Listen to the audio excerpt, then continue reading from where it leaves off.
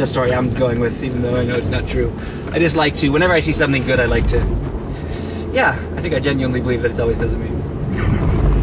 So let's keep going down the hill. Yes, we will. So we're on Coldwater Canyon, ladies and gentlemen. The light is green, light is so green, we are yes. allowed to. Luke is an anxious passenger, but that's okay because that was the anxiety was fair in that situation. You don't need to stop at a green light in Coldwater Canyon. There's no need for that. My last girlfriend was passive, and so she would let me bully her, which is not a very attractive part of myself. There are so many. That's what I would like bully her when she would drive. I'd say, stop, go left, go right, hurry up, pass this honk. And we'd almost get into so many accidents because I'd just be bullying her and she'd just be like absolutely shot. The nose would be shot and her reactions would get all screwed up. And I was just bully because I could. Right. And then now the problem is now I get into other people's cars and I've gotten all these bullying habits ingrained in me from 2 years of bullying this like sweet little girl. Well, I will tell you that it's about you don't need to. You can feel free to do that with me just because I won't get rattled. I've driven. And I know. No, driving is. I've always said if you're going to have a physical fear, driving is a reasonable one to have. So I don't hold it against you. My favorite type of woman, the women that I'm attracted to, masculine women, not ones with beards. I don't like beards, and I don't like an excess of muscles. But I like really responsible, take charge, accomplished, socially adjusted, like women who are different from me. Right. Like, because like if they were like tortured artist blogger types. I probably wouldn't go for them, but I like, the socially adjusted, socially accomplished, like hard, strong, tough women. But I've gotten into these bad bullying habits the past 2 years, so now it's interesting. I start bullying these chicks who are like 10 times as tough as I am, and I realize how absolutely futile it is and how silly it is, but I keep finding myself trying it. Well, that's good though. I mean, I think being attracted to, that's the yin and the yang thing, You're attracted to someone I think you can kind of learn from in a way. And so like I think that's natural, and I think like that's cool. I mean, and if that's who they are, they'll tell you what's up. I mean, if they need you to stop, I think it's they're just kind of amused. Right. Well, that's good. I mean, look, I'm certainly. I didn't understand it this way when I was younger, but I do think that in seeking out Kendra and just in general with women, I had been you want someone who you can learn from, not in the way as like they explain shit to you, but in the way they live. Have you ever had friends or people in your life who so desperately wanted you in their life that they let you bully them? Maybe that hasn't been an issue for you, but it has been for me. Like when people let me bully them, I bully them, and it's really unattractive and not Jewish and not nice. But when I can get away with bullying, I bully. Well, again, it's very human. But I think that here's my thing. I have a programmed aversion to feeling. I don't want to feel like a bully. It makes me feel awful. Mm-hmm. But that doesn't mean I don't bully. It just means that when I'm aware of it, I try to stop. But I think absolutely. I told you I'd spoken to a woman who I was, or maybe I didn't tell you this, who I was with a good long time ago now, when I was 19 and 20. And she told me she had been in therapy a lot since then, and one of the things she was dealing with is why she was. I forget how she put it. It was fairly hard-hitting, something like why I was the type of person who would have been with you. And I was like, yeah, really. But it was honest. I mean, she meant it, and I appreciated that. It was fascinating to hear. And it was because she experienced me as very controlling. Yeah.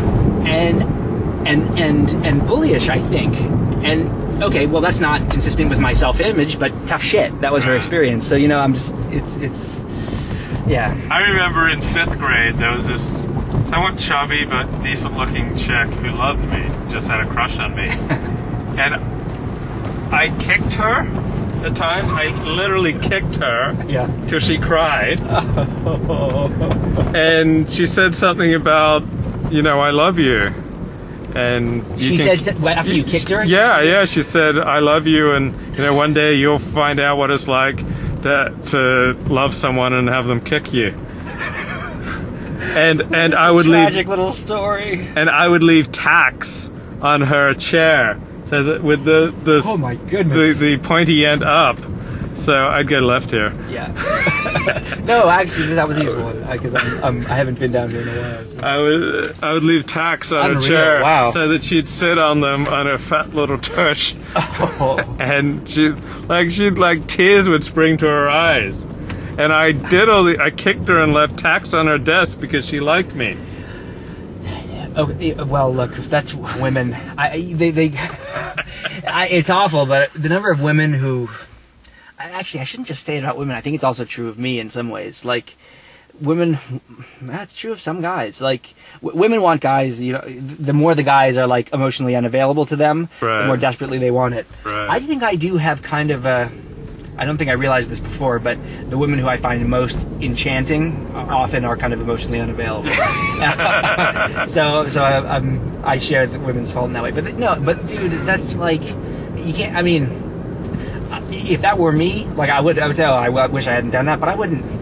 I hope you don't beat yourself up over that because that's the memory just came rushing back now in the car. It's like, but it's so unattractive.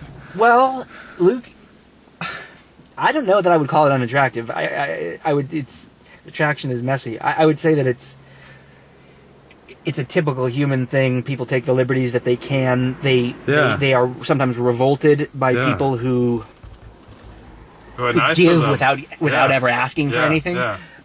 It's not the better angel, a better angel of human nature, but I mean it's very human, very human. So I mean, I think my opinion is like you try to notice yourself doing stuff like that, and then if you can. Then I remember in therapy, I would confess things like this to my therapist, and I'd start blushing, and I'd just be all wrecked and ashamed.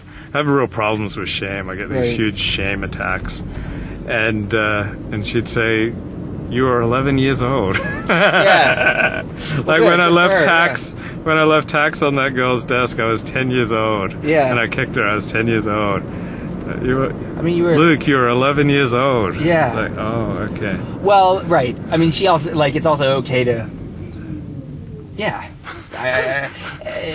But I'm still ashamed of these things that I still carry it with me. Well, why? Provoked. Well, why are you? What do you think because you're ashamed in the present about something that happened in the past. Like what do you? How does it feel like when you feel ashamed? I guess. Well, I see Danielle Barron. Yeah.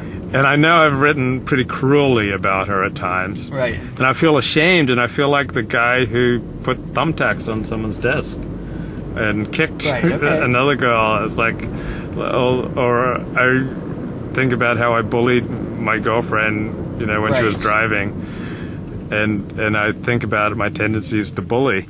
Right. And I see people perhaps you could say I've bullied them on my website, and then I see them in person and I feel ashamed. But on the other hand, I don't regret anything I wrote. I think it was true and accurate. Right. Okay. But it just also feels emotionally like bullying. Right. Okay. Yeah. I mean, that's a little bit sometimes picking on a defenseless kid. Danielle Barron's never going to write anything vicious about anyone online. She's just not. She's also not helpless. I mean, we saw today. This is a strong woman, a woman who knows how to look after her own interests. Yeah. I mean, one of the things I had to deal with, because I've grappled with shame. I don't think is not one of my kind of primary emotional responses, but I've grappled with issues that are similar in some ways. And one of the things I had to deal with was that I had this inflated sense of my own kind of emotional power over other people. It was really overdeveloped. In retrospect, boy, how did it get that way? But I just felt like, God, there was a disrespect in it. I thought it was because it's well, Joey, get over yourself, dude. They've got a whole universe, and you're just a very tiny part of it. What the fuck are you gonna do? And that's not an excuse to be a jerk, but it is. I had to learn humility, actually, in a way, to get over my own sense of my terror of hurting someone, kind of. If that makes any sense. There's this